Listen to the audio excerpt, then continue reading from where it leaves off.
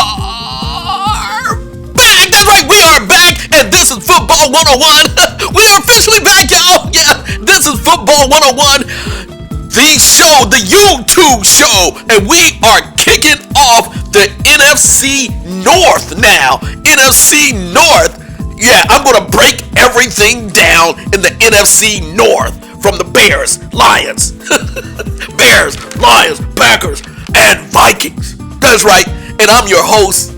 Just call me the Beetle. The Beetle, yes.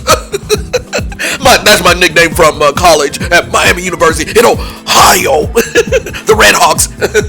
So I'm going to be breaking it down. And we are officially back. Oh man, I want to thank each and every one of you for tuning in our evaluation of the NFC East teams last week. And as you know, I do these shows at night. And so I want to make sure I don't get too loud. Don't get too crazy at night. But you can have some extra fun at night, of course. This is the Beetle, and I just tell it like it is. And so I'm going to start off with, I want to make sure everything is moving along in the studio. Wow, what a crazy week. Oh my gosh, since my last show, oh wow, they just had the NFL Hall of Fame game. So this is still the first week of preseason. So I'm giving you my thoughts, my analysis, my breakdown during the first weekend of the preseason games. It's still training camp. And for those of us who played the game, man, we hated it. I'm not gonna lie, I hated training camp. Until the last time I played, I came in super shape and just loved it. It wasn't a big deal, and that's the key. When, of course, NFL players they do come in shape, but for those of us who played at the lower levels, college and high school, it was always a struggle. So here we go. Let me get to the essence. Oh, let me just say a little backdrop. Yeah, this is Football 101, the YouTube show, and I'm doing a little show and tell. This is Football 101. You can see Fall Preview 2023 last year, and this is how I normally did the annual review with my magazine, with my self-made magazine, and just really gave a detailed analysis of each team. And this was my Football 101 magazine. I did it for, oh my gosh, for 26 years. What is it, 26 years? Let me just make sure. You're about 26 years. And now, like I said, we moved to the YouTube show. So let me get to this. We're starting off with the Bears. The Bears. That's right, the Bears. And of course, let me give another shout out to this is the magazine that I normally get, Lindy Sports Magazine. So I'm going to read different sections in here, agree, disagree with a lot of the assessments, but I really like Lindy Sports Magazine. Still get it. I recommend that you get it. And of course, let me just go, now that we're in the Bears, it's 3 minutes 46, and let me just say, a lot of things happen in the studio when I'm doing these shows, and it will. Another insight. There will be a weekly show after all the preview of each team. I'm going to showcase a weekly NFL show, and it will. I'm giving you a little insight. Here's a tease. I'm going to give you a special weekly show. A YouTube show when the season begins, sometime in the middle, early in the season, not late in the season, but sometimes in the middle of the season. The Football 101 YouTube show will premiere every Sunday at 12 o'clock. It's going to be a weekly show in review of the past week. So I'm going to release a weekly show for those of my subscribers, and hopefully spread the word to new subscribers. That there will be a weekly show. At least I'm going to try to do my best to produce it. Okay, now starting with the NFC North, Chicago Bears, the Bears. And as they begin, let me give a shout out to, like I said, I do all the assessment online, the YouTubers that are online, and let me give a shout out to the specific YouTubers who not just follow, they present the Bears. And let me give a shout out to 79th and Hallis, the Chicago Bears station, and Jay, Just Another Year Bears. That's a great show, hosted by Nick Brady. So I dive deep into these local shows and see what they're saying and listen to what they're saying, and then I go to the camps. Then I visibly actually look at the players and hear and see what are they talking about in each team. So Chicago Bears, shout out to 79th and Hallis, the Chicago Bears, and Jay, Just Another Year Bears. So here we go. Of course, the biggest news for the Bears during the offseason was the pick in the draft of quarterback Caleb Williams, number 1 pick from USC. And I remember when he was selected, he was prime time. He came out on stage when the draft in Detroit. He came out already. I think, let me just say right up front, there was big controversy during the offseason about whether they were going to pick number 1, who were they going to pick.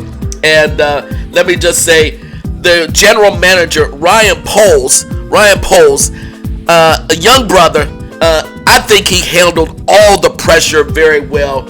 And unfortunately, for Justin Fields, his days were numbered, and he is now with the Pittsburgh Steelers.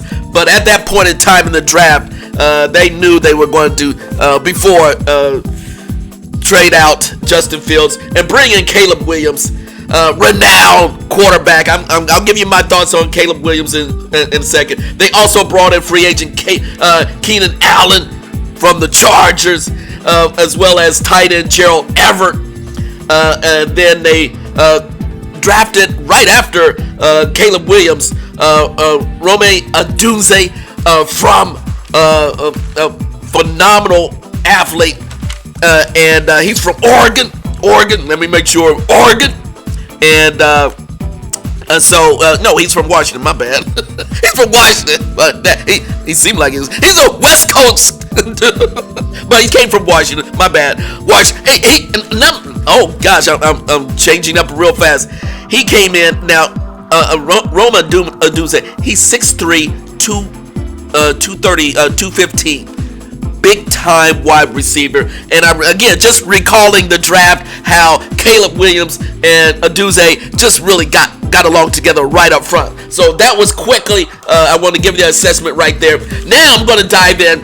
Of course, the head coach Matt Eberflus is in his 3rd season, and boy, he was under the gun the past 2 seasons, changing everything out, changing the offense, trying to bring in some new blood. And here it goes, a little bit of insight. Eberflus, his principle finally paid off last year with defensive players grasping the zone-heavy coverage to force turnovers.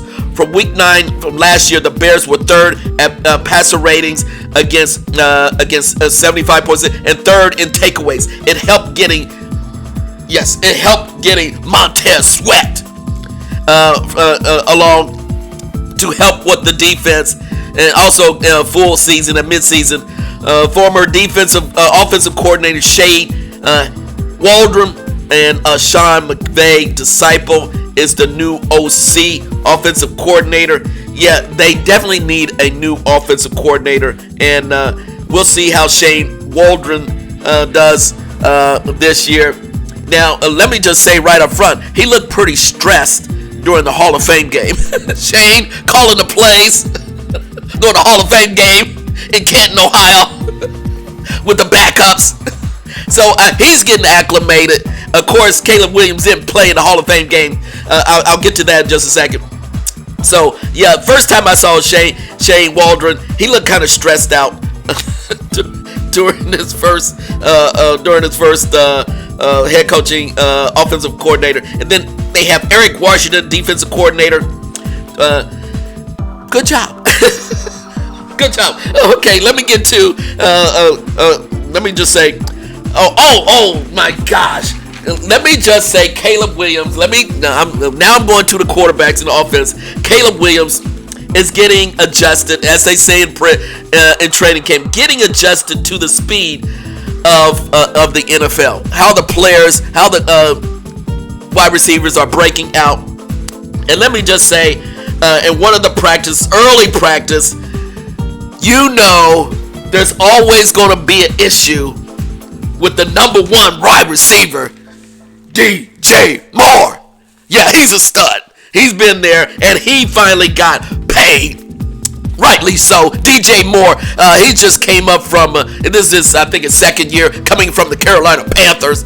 And he's a guy, he's type A. He's a type A guy. He demands attention. So he wants the ball. So Caleb Williams is going to have to get up to speed to make sure DJ Moore gets that ball. As well as you got Mr. Cool, Keenan Allen. I always was a big fan of Keenan Allen with the Chargers. He's a tall wide receiver, scrappy. He'll give you those clutch catches. He's not going to go long, man. He'll give you those clutch catches, those first down catches. And he's going to make the grab in traffic. So that was a great pickup in the offseason. Really, don't underestimate Keenan Allen. He's been frustrated with the Los Angeles Chargers for several years, so I'm glad to see him with the new team and with the Chicago Bears, the Bears. But let me just say what I also saw during the Hall of Fame game. I'm going to have to give a shout out to the backup quarterback for the Bears, Rypien. Brett Rypien did a great job. Rypien did a really phenomenal. Matter of fact, the Bears won that game. It was called because of weather conditions. But let me just say, Brett Rypien from Boise State. This was his. He started his 5th year. He was impressive. The reason why I'm bringing up Rypien, oh my gosh, I'm going to say it already.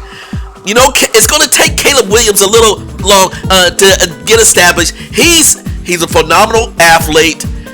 He tends to improvise a lot, and that's what they're trying to, what I hear in camp and what I saw in camp, they're trying to get him to stick to the drop back pass, get rid of the ball, do not try to overcreate. That was one of the problems with Justin Fields trying to make a play on every play, but I think Caleb Williams will sit in the pocket a bit more. He throws sideways sometimes, sidearm, and he wants to be creative, but this is what they're trying to teach him. NFL, eyes him. Stay with how you manage the pocket as an NFL quarterback. You're no longer a college quarterback. You're no longer a USC quarterback. You're in Chicago. And the Midwest, the monsters of the Midwest. And let me just say this right up front. Everyone feels good because it's, August. But this is the NFC North. And what happens when the weather changes?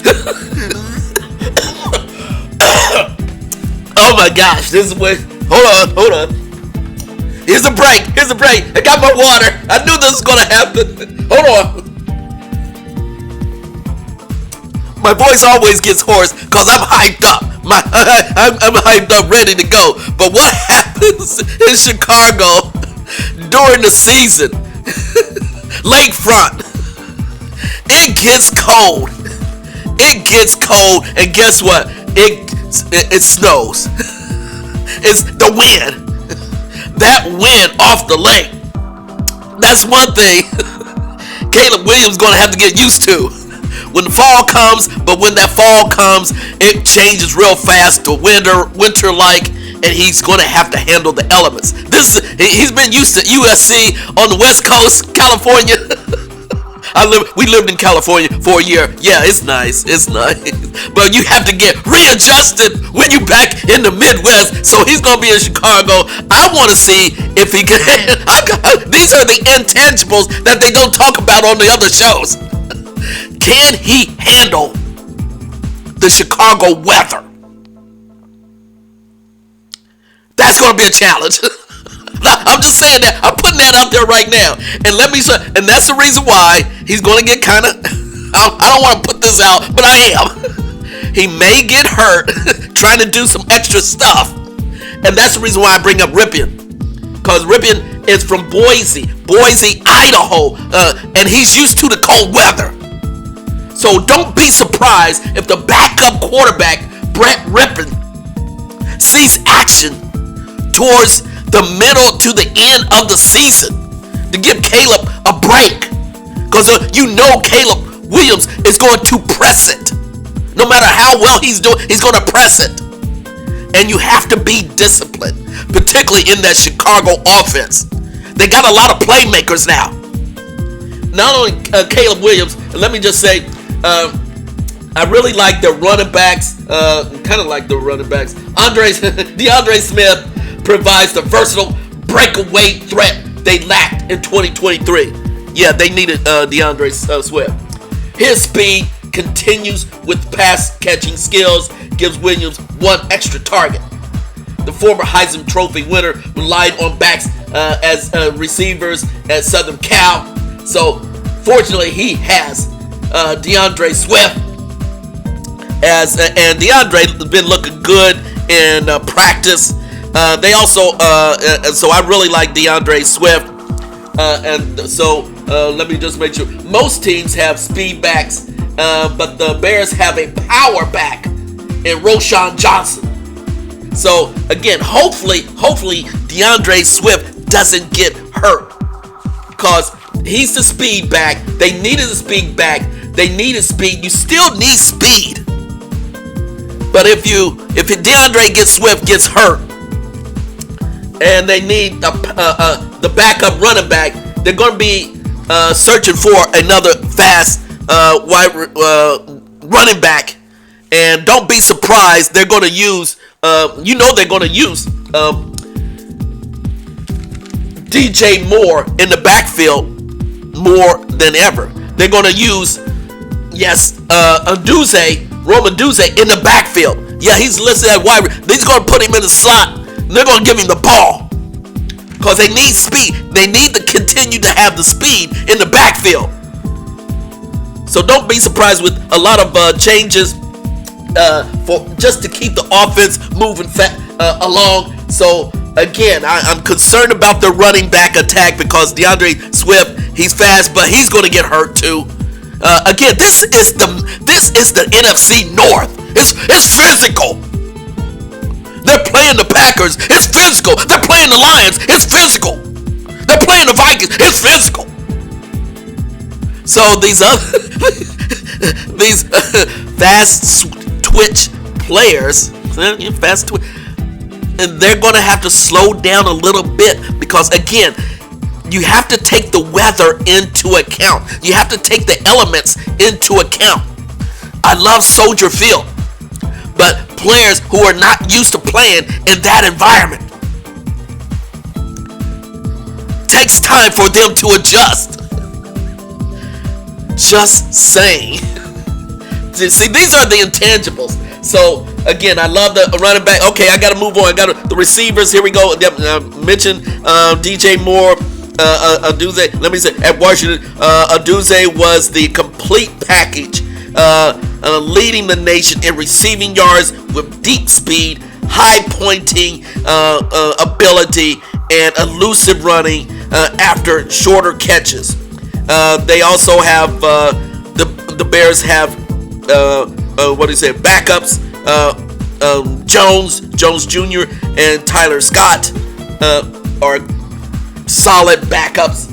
So again, with Keenan Allen, I am very impressed with their wide receiving core. You got a tight end, Cole Kmet. He's all pro. He's still bringing it out of Notre Dame. He's still bringing it. So I really like their offense. It's just a matter of they have to stay disciplined. And what I saw during the Hall of Fame game, which is really not a test of the second and third teams as well, but in general, they look more confident in scheming their offense. So I give them credit for that. Gotta give credit. Okay, so it is a much improved offense with the offseason transition and with Caleb Williams coming into the fold. Now defense. Now here's where the Bears, and of course I love the Bear defense. Much of last season's improvement can be traced to Sweat and what Eberflus calls the Sweat effect. The amped up pass rush made 20 sacks in 9 games after his arrival. He received little support last year, and the only real improvement made was rookie 4th round pick Austin Booker, a project player. Dexter, so we have as well as the ability of our defense. One defensive key will be the ability of second-year defensive tackle Dexter to pressure as a 3 technique tackle also disrupts runs. And let me just say, for their linebacking core, they have a solid linebacking core. TJ Edwards, I believe he came from Buffalo Bills at one time. I thought for sure he came from Buffalo. TJ Edwards. He's originally graduated from Wisconsin. And then Trayman Edmonds from Virginia Tech. He's a pounder now. He's a pounder. I really like him. 2 inside, and so I really like their inside linebackers. Their secondary, what impressed me was, let me just say, I saw the press conference. Yes, see, I dig deep. In the local shows, and one of the local shows, I forget which show, but they interviewed, it was the Chicago Bears Network. They interviewed Jalen Johnson, defensive back. Man, he was very impressive. I really like what I heard from Jalen Johnson. He's 6 feet, 196 from Utah. I really like how he knows he wants to get better at his game. And of course, the Beetle loves defensive backs, being a former defensive back myself. So I just really listened to Jalen Johnson. What a professional. He's funny too. He was funny during the press conference. He was down to earth. He wanted to work on his technique in camp. But he just says he's committing himself to making himself a better player. And even though he's an all-pro already, and he was a little disappointed in some of the preseason talk, not recognizing him, but he was kind of pissed about that a little bit. And so let me just say, I was very impressed by Jalen Johnson. There it is, yeah. And a quick shout out to, gotta say this, it's Olympic time. Quick shout out to Jonathan Owens, backup DB for the Bears. He's married to Simone Biles, who's an Olympic gold winner gymnast, and so he was given extra time to support his wife. And we saw him during the Olympics supporting his wife, and so the Bears gave him extra time in Paris, and so he can support his wife. And even Jalen Johnson was asked about his teammate. About his teammate, and he just said, "And that's a great thing, man." I'm glad the Bears organization gave him extra time to support his wife. So shout out to Jonathan Owens. He was from defensive back, 5'11", 200 to 280 from Missouri, from Madison, I think, Missouri. So shout out to him. So the defensive backs are solid. Again, I was very, very impressed by Jalen Johnson, big time defensive back. And what else do they say about the Bears? Oh, okay, I'm 24 minutes in. I got to start wrapping this up. And then there's also further, they picked up pro safety Kevin Byard.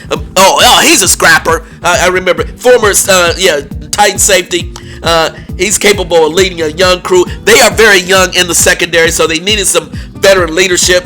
The special teams by Kara Saratos, I apologize if I mispronounce his names, moved into the upper echelon of kickers based on a 90.4% kicking length. A field goals, my bad. And then the intangibles. And now here's what Lindy Sports say about the intangibles. Locker room chemistry is a huge undercurrent with any winning team. And oh my gosh, Fields commanded great respect despite 18 losses when they led. Williams sometimes comes across as brash. Caleb Williams comes across as brash. Whether veterans quickly take to his leadership matters is a question. So there is a question mark about Caleb Williams, where he comes off a little bit pompous. That's not good. Of course, the veterans players will put him in a spot. And what I saw in camp, he looks like he knows he's getting adjusted to his place as a rookie. Again, that's just his style. He has a great personality. I have no problems with Caleb Williams' personality. He just got to get adjusted to the NFL. So I'm not going to rest on that, because I think he's just a young professional who's going to step into his role. Now here's the schedule. Here's the schedule for the Bears. The Bears. Let me give the schedule real fast. And they start off with Tennessee at home. Then they go to Houston. Then they go to Indianapolis. Then they host the Rams. Then they host the Panthers. Then they go to they have Jacksonville in London. Then they have their bye. And then they go to Washington. And then they go to Arizona. They host New England. They host the Packers. They host the Vikings. They go to Detroit for Thursday. That's the Thanksgiving Day game. Ooh. And then they go to San Francisco. Then they go to Minnesota. So 3 games right in a row on the road. Then they host Detroit. Then they host Seattle. And they finish off with the Green Bay Packers in Lambeau Field. So I have the Bears with hopefully I got this right, 9-8 record. I think they're going to be positive, a 9-8 record with so many new players on the team, particularly the starting quarterback being a rookie. So the Beetle has the Bears 9-8 in this season. Last year they were 7-10. So I think they were going to prove themselves. It's a matter of getting adjusted. They have veteran leadership. DJ Moore always there. Keenan Allen, oh man, he is so elite. And then Jalen Johnson, I really like him.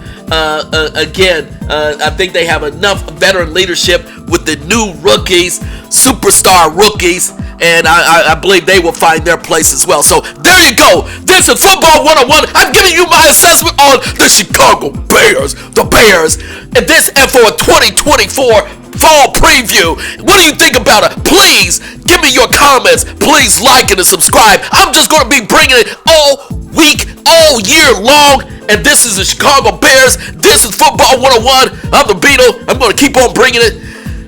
Keep bringing it each and every week. See you, everyone. That's what I do. And let's do this.